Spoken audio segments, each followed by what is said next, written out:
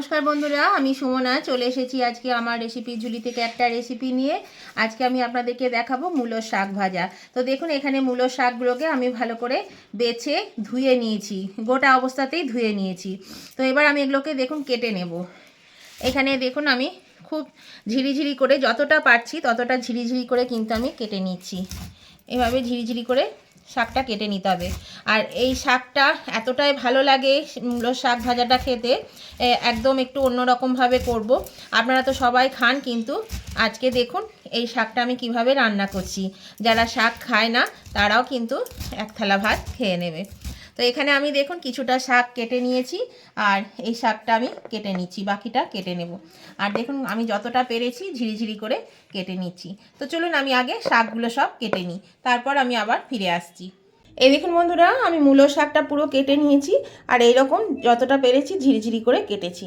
তো আপনারাও কিন্তু এভাবেই কাটার চেষ্টা করবেন। তো চলুন এবার এটা আমি কি করব দেখুন। দেখুন বন্ধুরা, এখানে আমি একটা গ্যাসের চুলায় কড়া বসিয়ে দিয়েছি, আর কড়াটায় কিন্তু আমি কিছু দিইনি, তেল কিচ্ছু দিইনি। এবার কড়াটা গরম হয়ে গেছে, এটা গরম করারও দরকার নেই, আমি রেডি করতে করতে গরম হয়ে গেছে। তো এর মধ্যে আমি এই শাকটা দিয়ে দিলাম। প্রথমে আমি এই শাকটা একটু শুকনো খোলায় ভেজে নেব। আমি কিন্তু আজকে একদম অন্যরকমভাবে আপনাদেরকে করে দেখাবো, আর এটা খেতে এতটাই ভালো লাগে যে আপনাদের এক থালা ভাত খাওয়া হয়ে যাবে এই শাক দিয়েই। এবার এই শাকটাকে আমি আস্তে আস্তে নেড়ে নেড়ে এর যে জলটা আছে শাকের মধ্যে, এই শাকের জলটাকে আমি পুরো মেরে ফেলবো, মানে শুকিয়ে নেব শাকটাকে। শাকটা কিন্তু একদম শুকিয়ে নিতে হবে। আর আমি আঁচটাকে মিডিয়ামে দিয়ে দিলাম। শাকের জলটা আমরা একবারেই তো রান্না করি, কিন্তু আজকে আমি শাকটাকে আগে আমি শাকের জলটাকে মেরে দেব, তারপরে আমি রান্নাটা করব। আর শাক কিন্তু বন্ধুরা মানে কেটে ধোবেন না, তাতে কি হয় পুষ্টিগুণটা নষ্ট হয়ে যায় শাকের। আসল যে শাকের গুণটা সেটা কিন্তু কেটে ধোয়ার ফলে বেরিয়ে যায়। সেই জন্য কেটে ধোবেন না, চেষ্টা করবেন গোটা শাককে ধুয়ে তারপরে কাটার। তো চলুন এটার আমি জলটাকে আগে শুকিয়ে নিই। এই দেখুন বন্ধুরা, জলটা কিন্তু শুকিয়ে গেছে। এই দেখুন শাকটা কত ঝরঝরে হয়ে গেছে। এবার আমি এর মধ্যে দিয়ে দেব হাফ চামচ নুন। নুনটা কিন্তু শাক দেওয়ার সাথে সাথে দেবেন না, তাহলে কিন্তু আন্দাজটা বোঝা যায় না, নুনটা বেশি হয়ে যায়। সেই জন্যে শাকটা একটু যখন হেজে যাবে, কমে যাবে, তখন নুনটা দিলে বোঝা যাবে যে হ্যাঁ নুনটার পরিমাণটা ঠিক আছে। এবার নুন থেকে তখন জলও বেরিয়ে যাবে, জলটাও অনেক বেশি হয়ে যাবে। এবার দেখুন নুন দিয়ে আমি এবার জলটা আমি আবার জল বেরোবে, সেই জলটাকেও আমি একটু মেরে নিচ্ছি, শুকিয়ে নেব জলটাকে।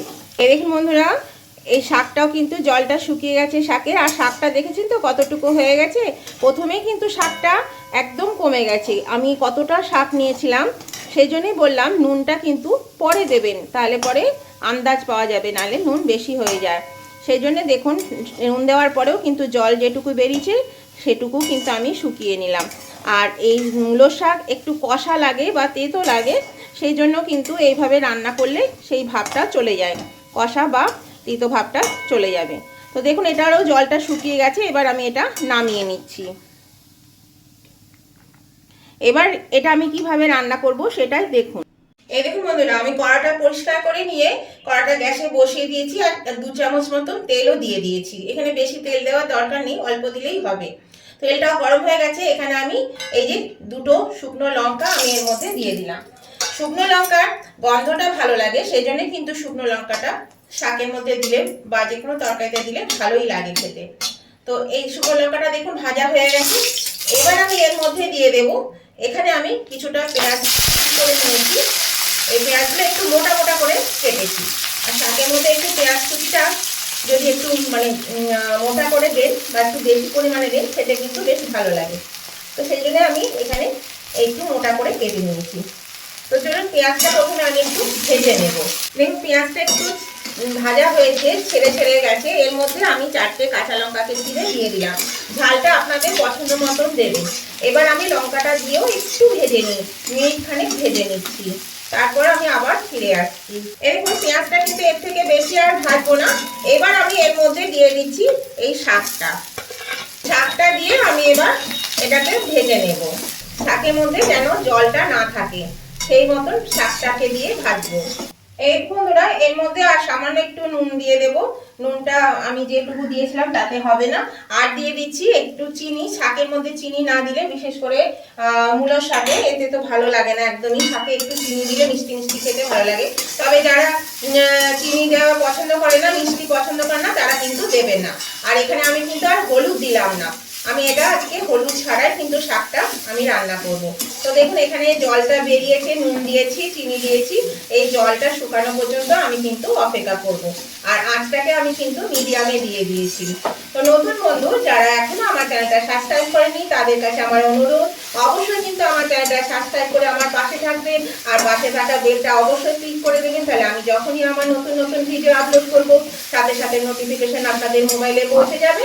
আর সবার আগে আপনারা আমার ভিডিও দেখতে পাবেন। বন্ধুদের কাছে আমার অনুরোধ, দেখতে দেখতে যদি লাইক দিতে ভুলে গিয়ে থাকেন, তাহলে অবশ্যই লাইক বাটনটা প্রেস করে দেবেন। আপনাদের একটা লাইক আমাকে কিন্তু এগিয়ে নিয়ে যেতে অনেকটা সাহায্য করে। আর আজকের এই রেসিপিটা আপনাদের কেমন লেগেছে, যদি ভালো লেগে থাকে, খুব ভালো লেগে থাকে, তাহলে অবশ্যই কিন্তু আপনাদের বন্ধু বান্ধব, আত্মীয় স্বজন সকলের কাছে যাতে পৌঁছে যায়, তার জন্য প্রচুর পরিমাণে একটু শেয়ার করে দেবেন। আর কেমন লাগলো আজকের এই শাকের রেসিপিটা, সেটা জানাতে কমেন্ট করতে কিন্তু একদম ভুলবেন না। অবশ্যই কমেন্ট করে জানিয়ে দেবেন। আপনাদের মিষ্টি মিষ্টি কমেন্টগুলো যেমন পড়তেও ভালো লাগে, আর আপনাদের একটা কমেন্ট আমাকে পরবর্তী রেসিপি বানাতে অনেকটাই উৎসাহিত করে। আর এই শীতকাল মানে তো মূলো শাক, প্রচুর মূলো শাক, নানান ধরনের শাক পাওয়া যায়। তো বন্ধুরা এই মূলো শাকটা কিন্তু এইরকম ভাবে অবশ্যই কিন্তু রান্না করে খাবেন। আমরা কিন্তু অন্যভাবে রান্না করি, একসঙ্গে তেলের মধ্যে পেঁয়াজ ভেজে, লঙ্কা ভেজে, তার মধ্যে মূলো শাক দিয়ে দিই। কিন্তু এইবারে এইভাবে যদি একবার রান্না করে দেখুন, তাহলে দেখবেন খেতে কিন্তু কতটা সুন্দর হয়। শাকটাকে আগে একটু শুকনো খোলায় জলটা শুকিয়ে নিয়ে তারপরে দেবেন, তাহলে দেখুন খেতে খুবই ভালো লাগবে। আর যারা শাক খায় না, তারাও কিন্তু এই শাকটা দিয়ে এক থালা ভাত খেয়ে নেবে। তাহলে চলুন, এই জলটা এখনো জল জলে আছে, এই জলটাকে আমি আরো একটু শুকিয়ে নেব, টানিয়ে নেব একটু। এরকম বন্ধুরা শাকটা কিন্তু ভাজা হয়ে গেছে, জল শুকিয়ে গেছে। এবার আমি গ্যাসটা অফ করে এটা একটা সার্ভিসিং ডিশে নামিয়ে নিচ্ছি। গ্যাসটা আমি অফ করে দিলাম, এটা আমি নামিয়ে নিচ্ছি। এই দেখুন বন্ধুরা, আমি এটা নামিয়ে নিয়েছি শাকটা। আর এটা কিন্তু অবশ্যই একবার হলেও খেয়ে দেখবেন, এরকম ভাবে রান্না করে খুবই ভালো লাগে খেতে। তো নতুন বন্ধুরা কিন্তু অবশ্যই আমার চ্যানেলটা সাবস্ক্রাইব করে না থাকলে সাবস্ক্রাইব করে দেবেন আর পাশে থাকবেন। আর উভয় বন্ধুদেরকে বলছি লাইক শেয়ার কমেন্ট করতে ভুলবেন না। তো আজকের মতন আমি ভিডিওটা এখানেই শেষ করছি। আবার আমি নতুন ধরনের ভিডিও নিয়ে চলে আসবো আপনাদের কাছে। ততদিন আপনারা ভালো থাকুন, সুস্থ থাকুন।